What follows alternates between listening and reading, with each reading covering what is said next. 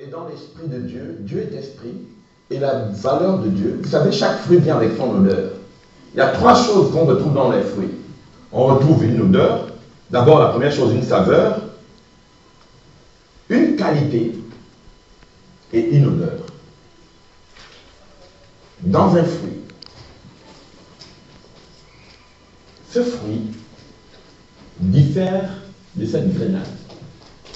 La pomme a une odeur. On peut faire un parfum de pomme. La grenade a une saveur qui est différente de celle de la pomme. Et pourtant, les deux sont les fruits. Mais elles se distinguent par leur saveur, leur parfum et leur odeur. C'est pour cette raison que dans la vie de quelqu'un, on ne peut pas mêler ta vie à tout le monde. Chacun vient dans l'église, pas pour rentrer dans la vie des gens, mais pour connaître la saveur de sa vie. Je parle à quelqu'un. Le parfum de ta vie et le beurre que tu peux répandre. Elle a cherché Dieu pour connaître quelle était la saveur de son affaire, de sa vie. Le parfum de sa vie. Et ensuite, cette odeur agréable. Agréable. Et ce matin, je suis venu en tant que prophète de l'Éternel. Nous sommes le combien? Le 11 octobre. Pourquoi j'ai prévu cette date du 11? Parce que dans Apocalypse 11, c'est la naissance des prophètes. Est-ce qu'on peut lire le passage de Dieu? Apocalypse chapitre 11. La Bible dit Dieu fait jaillir 2 prophètes. Et ces 2 prophètes ont 2 symboles. Elles peuvent représenter Jérusalem, elles peuvent représenter l'Église. C'est pourquoi vous me voyez avec l'écharpe, alléluia, dans la coutume, la tradition juive, le châle de prière se prend sur le psaume 26, qui est le psaume de notre Église. Psaume 36, versets 8 à 11, qui dit tout simplement: combien est précieuse ta bonté, ô Dieu, à l'ombre de tes ailes, les fils de l'homme cherchent un refuge. Tu les rassasies de l'abondance de ta maison et tu les abreuves au torrent des terres. Car auprès de toi est la source de la vie et par ta lumière nous voyons. Et ici le mot lumière, ce n'est pas l'électricité, c'est-à-dire que nous devenons voyants par l'éclat de ta lumière.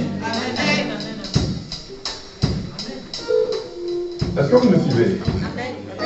Ça veut dire que Dieu, quand il touche quelqu'un, cette personne devient voyant. Voyant, ça veut dire avoir une direction précise de son avenir. Est-ce que tu peux acclamer très fort le nom du Seigneur?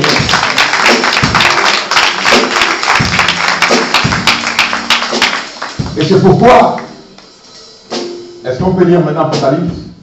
On se tient, Apocalypse chapitre 11, verset 1, tous ensemble, nous allons sanctifier ces moments par cette parole. Apocalypse chapitre 11, verset 1 au verset 10. Nous lisons la parole de l'Éternel dans le livre d'Apocalypse 11. Vous avez compris ces 2 dimensions. La Bible parle de 2 prophètes qui sont des oliviers. Pourquoi on parle des oliviers? Vous avez remarqué qu'ici, nous sommes à la fête des tabernacles, depuis lundi nous fêtons.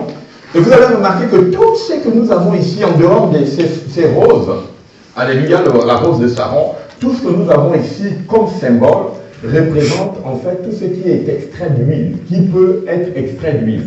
Par exemple, vous avez l'olivier qui sort l'huile d'olive, vous avez le tournesol qui sort, alléluia, l'huile de tournesol, alléluia. Vous avez ici, par exemple, les branches de, comment on appelle, de l'huile de palmier, alléluia, où on peut tirer l'huile de palmis, alléluia. Et vous avez ici désormais, alléluia, 2 symboles aussi très importants dans la Bible. Alléluia, le raisin, où la Bible dit que ce sont des symboles où on ne fait pas du mal. Il dit, vous ne touchez ni à l'huile, ni au vin. C'est-à-dire que chaque fois que vous êtes dans une église des prophètes, il faudrait que toute personne, par exemple, ce que je tiens à la main, c'est une branche, alléluia, de palmier, mais de quel type de palmier? De date. Alléluia. Et le second palmier que je tiens à la main, le roseau, est une branche de palmier de palmis. Et c'est pourquoi vous allez remarquer que chez, par exemple, le juif, parce que nous avons pris le deuxième relais de la fête des tabernacles. Ça s'est fait pendant 14 jours.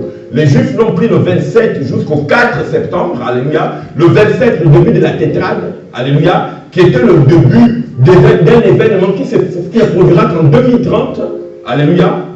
Alléluia. En 2030, c'est-à-dire 100 ans après, alléluia, ils l'ont pris et ils l'ont terminé lundi, alléluia, 4, et il y a eu la pluie de la moisson. Et nous avons pris le lundi, l'ouverture des écluses, jusqu'au dimanche 11.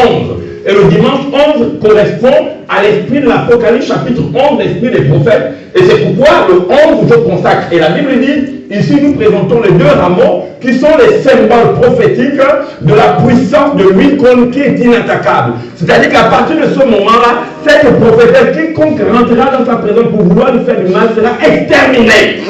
Je parle à les hommes et à les femmes. Parce que, bien sûr, il faut comprendre ce qui est en train d'être fait. Maintenant, il y a des phénomènes que je ne vous donnerai pas exactement. Et ici, pourquoi nous présentons les fruits? Tu liras Apocalypse, chapitre 22, verset 2. Et ensuite, nous allons passer à la consécration. Et il me montra un fleuve d'eau de la vie, limpide comme du cristal, qui sortait du trône de Dieu et de l'agneau, au milieu de la place de la ville, et sur deux bords du fleuve, il y avait un arbre de vie, produisant 12 fois des fruits, rendant son fruit chaque mois, et dont les feuillages servaient à la guérison des nations. Il n'y aura plus d'anathème. Dis à ton voisin, il n'y aura plus d'anathème. Le trône de Dieu. Est-ce que vous savez ce que ça veut dire anathème? L'opposition. Ça veut dire que toute personne qui vient dans la présence de Dieu, la Bible dit, l'arbre produira 12 fruits. 12 fruits symbolisent les 12 apôtres, symbolisent les 12 fils d'Israël. Symbolise, c'est-à-dire que tous les fruits que vous voyez, ça symbolise l'histoire de quelqu'un. C'est-à-dire que ta vie est considérée comme quelqu'un qui doit porter les fruits. Des enfants doivent porter les fruits. Une vie qui ne porte pas les fruits est une vie qui est censée être improductive. Improductive. Une vie qui ne porte pas de fruits est improductive. C'est pourquoi la Bible dit que l'eau sort. Pourquoi l'eau? Parce que l'eau est le symbole qui fertilise l'arbre. Et du trône de Dieu sort l'eau. C'est pourquoi j'ai versé l'eau tout à l'heure pour symboliser tous ceux qui sont des porteurs de fruits. Alléluia. Et que ce matin, quand vous allez venir manger ce fruit, sans le savoir, ça va guérir certains phénomènes de votre vie où les gens avaient décidé que vous allez mourir. Mais pourtant, à partir du moment où vous allez manger, les entrailles vont retrouver la vie. Les mains vont retrouver le succès. Les pieds vont retrouver l'abondance. Je parle avec des hommes et à des femmes qui vont réussir ce matin. C'est pourquoi, bien aimé, lire la Bible, c'est quelque chose, mais la comprendre, c'en est une autre. Verset 6. Le trône de Dieu et de l'agneau sera dans la ville. On dit le trône de Dieu et de l'agneau sera dans la ville. Bien aimé, le trône, c'est là où se prennent les décisions. Le trône, c'est là où se prennent les décisions. Ça veut dire que si quelqu'un n'a pas pris une décision pour que tu sois puissant, tu ne le seras jamais. Dieu a son trône, l'agneau a son trône. Et la Bible sera dans la ville. La ville, c'est ton corps. C'est-à-dire qu'à partir du moment où Dieu dit que tu vas prospérer, personne ne peut s'imposer. C'est t'imposer à ta prospérité. Est-ce que tu peux acclamer très fort le nom du Seigneur? Oui. Ses serviteurs le serviront et verront sa face, et son nom sera sur leur front. Il n'y aura plus de nuit, et ils n'auront plus besoin de lampe, ni de lumière, parce que le Seigneur leur Dieu les éclairera. Et ils régneront au siècle des siècles. Quelqu'un dit Amen. Au siècle des siècles. Au siècle des siècles. Au siècle des siècles. Gloire au règne de Dieu. Amen. 22:6. Et il me dit, ces paroles sont certaines. Sont certaines. Continue. Et véritables. Et véritables. Le Seigneur, le Dieu des esprits, le Dieu des esprits, au pluriel des esprits, Ça veut dire qu'il y a chaque être humain vient sur la terre. Quand Dieu l'appelle, il vient avec un esprit. C'est pourquoi ne cherchez pas à combattre quelqu'un. Parce que moi, je suis un esprit. Je suis venu avec un esprit. Je ne suis pas un homme naturel. Il faut savoir qui est qui. Moi, je suis un esprit. Un esprit, c'est Dieu qui le prépare. Un homme naturel, c'est la société qui le prépare. La société peut te préparer, mais un homme d'esprit, c'est Dieu qui te prépare. Et le Seigneur, le Dieu des esprits, c'est-à-dire que c'est lui qui prépare un esprit à descendre sur la terre pour amener notre esprit à gouverner. Est-ce qu'on va acclamer très fort le nom du Seigneur? Je suis un esprit. Elle est un esprit. Et vous allez comprendre pourquoi je dis ça. Continue la lecture. Le Dieu des esprits des prophètes. Le Dieu des esprits des prophètes. C'est-à-dire que chaque prophète vient avec une particularité. On n'a pas dit le Dieu des esprits de la prophétie. Ah, comprenez bien. Il y a une différence entre la prophétie et les prophètes. Il y a une différence entre le fruit et l'arbre. Le fruit, lui, il est fait pour être mangé. Est-ce que tu peux manger un arbre? Le prophète, c'est un arbre. Tu ne peux pas venir croquer l'arbre.